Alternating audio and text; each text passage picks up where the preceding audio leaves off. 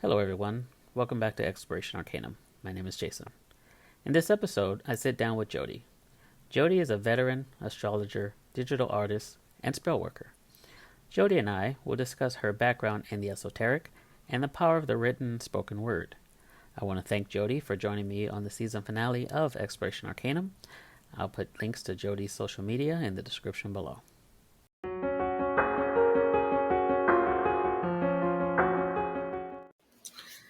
Hi, everyone. Welcome back to Exploration Arcanum. I'm your host, Jason, and joining me today is my good friend, Jody. She's one third of the Metaverse and Metaphysics team. Jody, welcome to the show. Hi, Jason. Thank you for having me here. Oh, it's a pleasure. I've been really excited for this conversation because we actually talk a lot on We do. every Thursday night. But I wanted to invite you on so I could ask you about your personal journey in metaphysics. A lot of people don't like to say occult just because of the way it sounds, but metaphysics, esoterica. And then also, if you could tell us a little bit about how you became involved in the metaverse and metaphysics group. However, you'd like to start. Great. Uh, well, I spent 20 years in the military and I retired in 2021. And at that point, I had a lot of anger, a lot of frustration, and I felt um, I mm, I was battling a lot of emotions. Change in life, those types of changes often bring out, personal shadows. And I was searching for something. And I had gotten a little bit into crypto currency. So I was watching at that time a lot of investment videos, right? And trying different things. And somehow through cryptocurrency videos, one of the main people that I followed started talking about art and NFTs and the future of that in crypto and as well as gaming. And as a writer, I was very intrigued, and I thought it might be a way that I could target or repurpose, all the things that are going on with me and write poetry or stories that would be um, NFTs. But I didn't know a lot about it, so of course, the first thing I did was Google it, and I watched some YouTube videos. I came across Jack Wardell, a poet and a psychology, mm, yeah, a psychology student, a psychology human, and I followed him into the platform now known as X. Um, and The first time that I saw Jack in a live space, I had no idea what it was, but I felt the urge to, click the button and join. And it was um, he and Lori Grace were hosting a mental wellness space, and the vibe of the space, the content of the conversation, the energy of the container, just it all just overwhelmed me, and I felt an instant urge to hop up on the stage, not really knowing, what I was going to say, and I don't really know what I said, honestly, except that, I've never felt more seen, I've never felt more heard. I felt just like in that instant that I had found something special. And so I followed those two around for a long time. And I started meeting other like-hearted individuals and um, speaking in their spaces and sharing some of my life and some of my lessons. And I even started my own space for a while. It was called the Resiliency Room. And it was a small space, and it was a good place for me to just experiment with speaking and listening and learning. Uh, However, over time, that space it just didn't. it just didn't hit right. Maybe it was the name. It's all about the branding, right? And who knows what the resiliency room is? Some people have a negative connotation to resilience. I was never talking about the resilience where you just suck it up and accept, and power through. I was talking about that like personal resilience where you take all of that stuff and you transform it and you transmute it or you leave it behind, right? But needless to say, I guess, in some other spaces, the space was growing itself, and there were spaces where I felt very comfortable until a certain point they just got too big for me, and then I began to feel like they weren't organic, they weren't impulsive, right? They're too planned and scripted. Um, and that just it's just not innate to my nature, right? I'm a very off the cuff, from the heart person, and so somehow of course I had met I had known Davita from other spaces, and then Jana had also, um, not long before this time, came into our awareness, right? Came into some of those spaces just like, I don't know, a fury. She definitely had energy. Um, and so I saw in a chat or heard in a space that the two of them were holding metaverse and metaphysics. And so I joined, I believe, the very first episode, and it was just the two of them and me. And so we had a conversation, and maybe someone else joined, maybe they didn't. I don't really know. And that happened a couple weeks in a row. And within the first couple episodes, they were like, okay, you belong with us. We want you to co-host. And that was, this week will be our 86th episode, and we've been there. We've held the space almost every week. The three of us have missed, you know, very, very rarely, and it's just been uh, a wonderful place to gather and share in love and light and lessons. Yes, I started hopping in. I have 40 POAPs, so what does that tell you?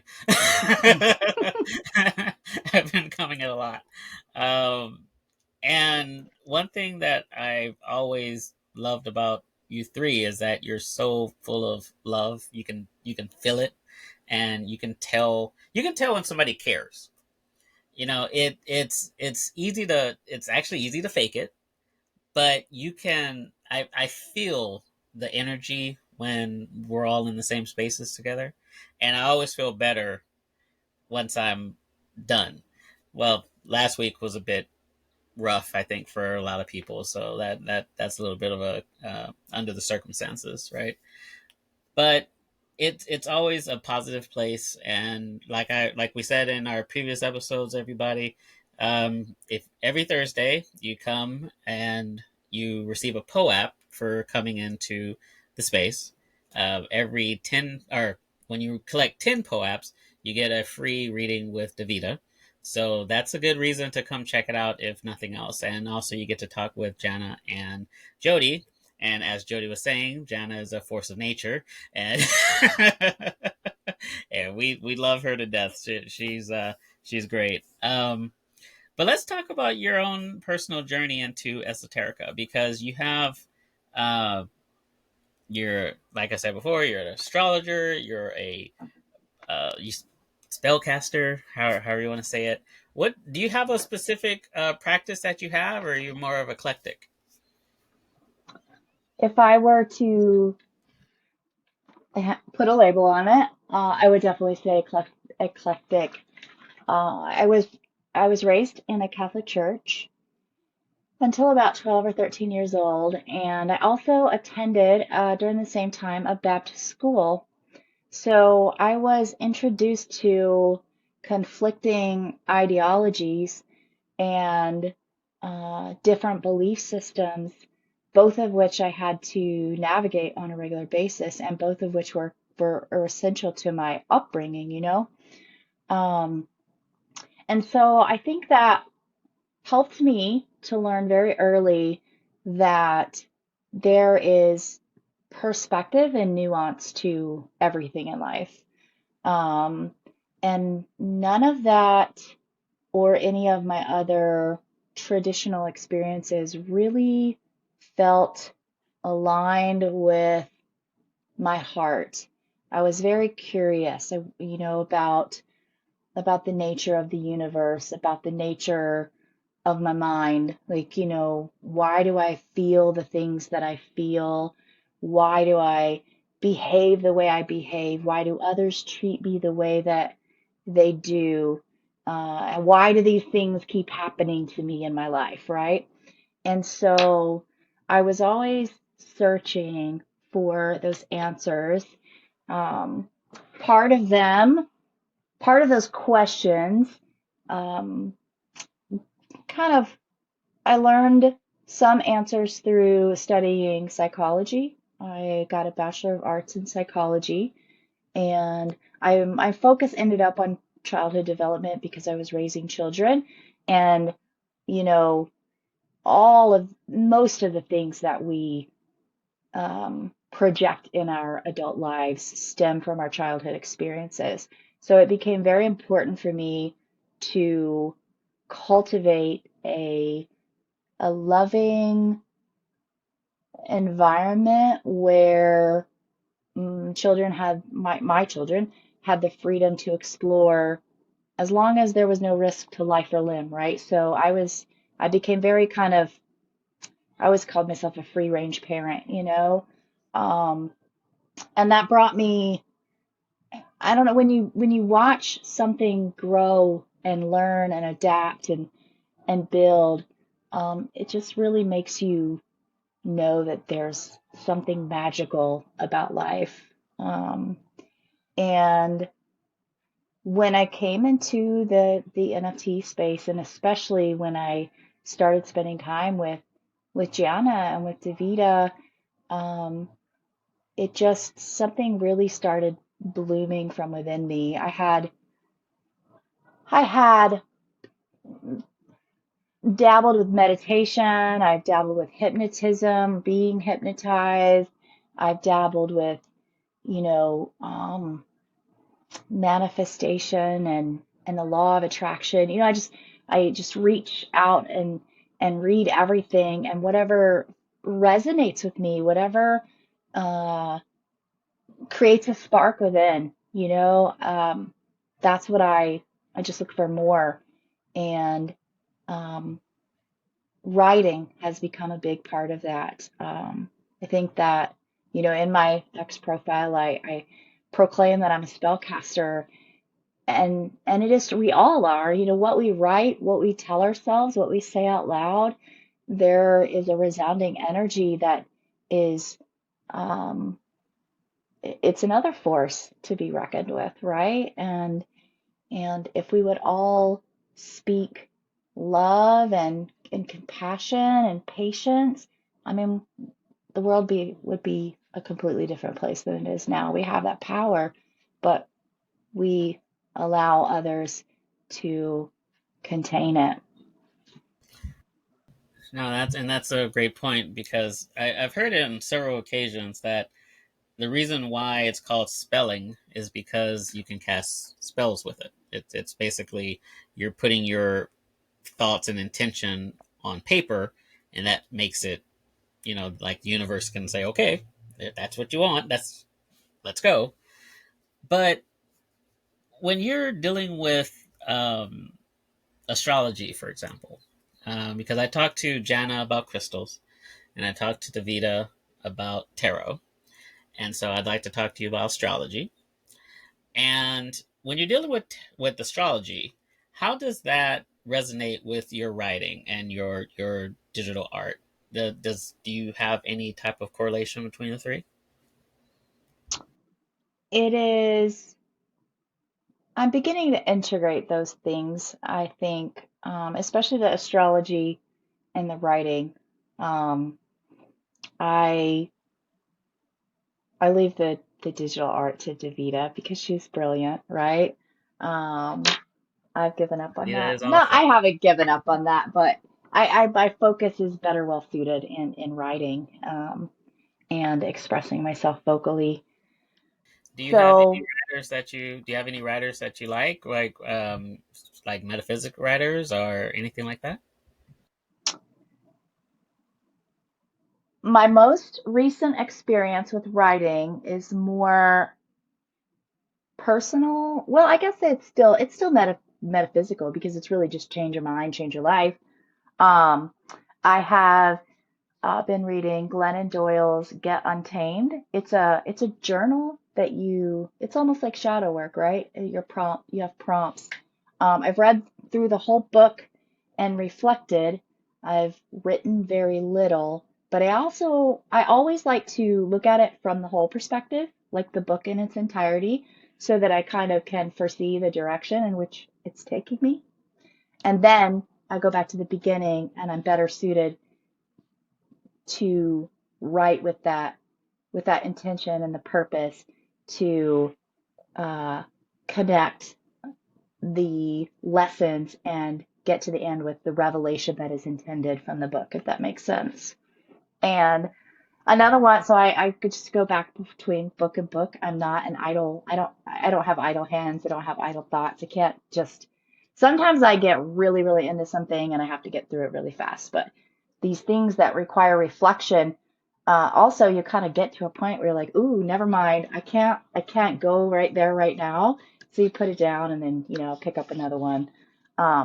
Heal Your Witch Wound by Annalise Oatman is one that I've gotten about halfway through, and it's it's really, really helped me to understand ancestral trauma, generational trauma, um, the trauma, yeah, that men are put through their line of heritage, that women are put through their line of heritage, and it has helped me to offer myself grace and forgiveness, and also a sense of hope and purpose that I can break those traumas or minimize them for my children and for their children. Um, and then Vibrate Higher Daily by Lala Delia. That gets a little metaphysical. Um, and then as far as astrology goes, oh, I'm by no means an expert. I'm always witnessing my own emotions or witnessing my own uh, feelings, and then I find myself, all right, let me look into this astrologically and whether it's, Venus in retrograde or Mars conjunct with, all of it. It always aligns with the things that I'm experiencing, and I find it fascinating. Um, and I think that it there's a lot of negative associations with astrology because of the rise of Christianity and organized religion. Um, I believe that it was done intentionally because when you can see how your life plays out according to astrological events that impact, you know, e- everything in the universe, then you begin to understand that you you have uh you can make decisions, but there are gravities that are beyond your control. You have to operate within the environment you exist, and the stars and your date of birth, they provide a sort of map as to what to expect, a forecast, if you will. Shout out to all the Libras, by the way. Um, the when it comes to astrology though, I mean, I would ask how just would someone get started, but I think there's more than enough information on your stars and your alignments. But Are there any tools you particularly like to use when you're looking at your chart? So I have a couple apps that I use. One is the Moonly app. Um, Yeah, I have that. and yeah, the one that really rocks my world though is called the Pattern. You input your date and time, location of birth information, and then you don't have to understand how to map things out. This app maps it for you, and it tells you about timings that patterns that manifest in your life. They have they have cycles of length, and it has just um, really insightful messages about what you may be feeling and what this time period is challenging you. I'm in a cycle of my life right now, for example, that it specifically says I have only had these um, junctures in my life at the age of 15 and at the age of 32. And when I read that, I knew immediately like what it was at age 15. I knew immediately what that juncture was. I had to do some math and be like, okay, what's 2008? Right? But I know I'm confident that if I sit and reflect that there is something that I made a decision or I opened a door or I shut a door that changed the trajectory of my life. And that specific cycle, it's I think that makes it like a 19-year cycle. Well, that's astrological. That's on your chart. I don't know how to interpret that when I look at all the little symbols on the on the wheel, right? So this app, which does it for you, is an amazing tool. And then, of course, um, there are a couple people in my life that have provided much valuable information. Moon Deer, one of our good friends, that hosted the space with us for many weeks of our metaverse and metaphysics. They are very gifted at reading charts and in a humorous, uplifting, but very uh, gentle and real way. And then, of course, Jenna, she's a straight shooter. She won't, she's not insensitive, but she doesn't sugarcoat the truth. And that's also a very important, um, just an important element of growth is handling that observation from others, but also knowing that it comes from a place of love. So Did you, when looking at astrology, do you primarily do it for? You probably primarily do it for yourself, but have you ever helped anyone else or showed anyone else how to read it? I I personally have not really had that opportunity. Just the physical location or the personal relationships that I have that are actually in person. Um, while I can introduce them to the concepts, ask them their signs, their interest in astrology. It's definitely one of those individual journeys that, much like no one wants for someone to come and push a religion on them, right? It's also one must be very careful at pushing the idea of astrology as a science on people. Um, so I've had very limited opportunity. I still consider myself a student more than a teacher in that realm. Um, yeah, so that's where I'm at. Very cool.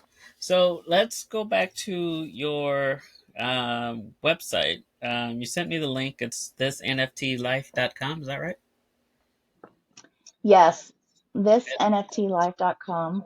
And what is tell us about that. So it is a blogging website that I started writing during sometime or kind of early in my NFT journey. Um, I think my first post was on the 1st of January, 2022. So it's been almost 2 years.